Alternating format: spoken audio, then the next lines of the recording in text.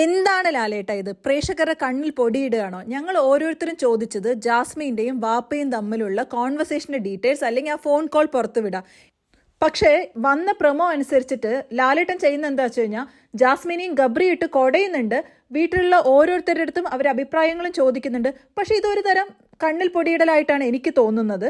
നമ്മൾ ട്വിസ്റ്റ് ചെയ്യാണ്, അതായത് അവരെ ശകാരിച്ച പോലെ ഒരു പിക്ചർ തന്നിട്ട് ആക്ച്വലി സേഫ് ഗാർഡ് ചെയ്യണ പോലെയാണ് എനിക്ക് തോന്നുന്നത്. ഒന്നുമില്ലെങ്കിൽ പുറത്തുള്ള വിവരങ്ങളെല്ലാം അറിഞ്ഞ് ജാസ്മിനോട് ക്വിറ്റ് ചെയ്യാൻ പറയുക, അല്ലെങ്കിൽ അതിനെക്കുറിച്ചുള്ള ഒരു വ്യക്തത തരാം ഫോൺ കോളിൽ എന്താ സംഭവിച്ചതെന്ന്. ഇത് ഒന്നുമില്ലാതെ നോർമൽ ശകാരിക്കണമാതിരി ശകാരിക്കണം. ഇതൊരു നോർമൽ എപ്പിസോഡ് അല്ലല്ലോ, അബ്നോർമലായ ഒരു കാര്യമാണല്ലോ നടന്നത്.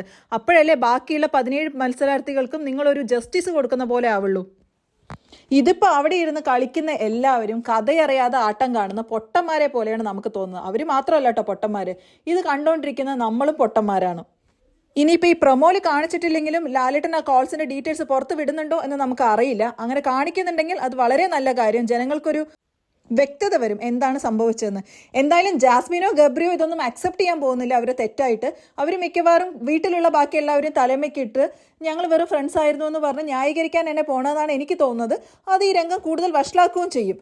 എന്തായാലും നമുക്ക് കാത്തിരുന്ന് കാണാം എന്താണ് സംഭവിക്കാൻ പോണെന്ന്.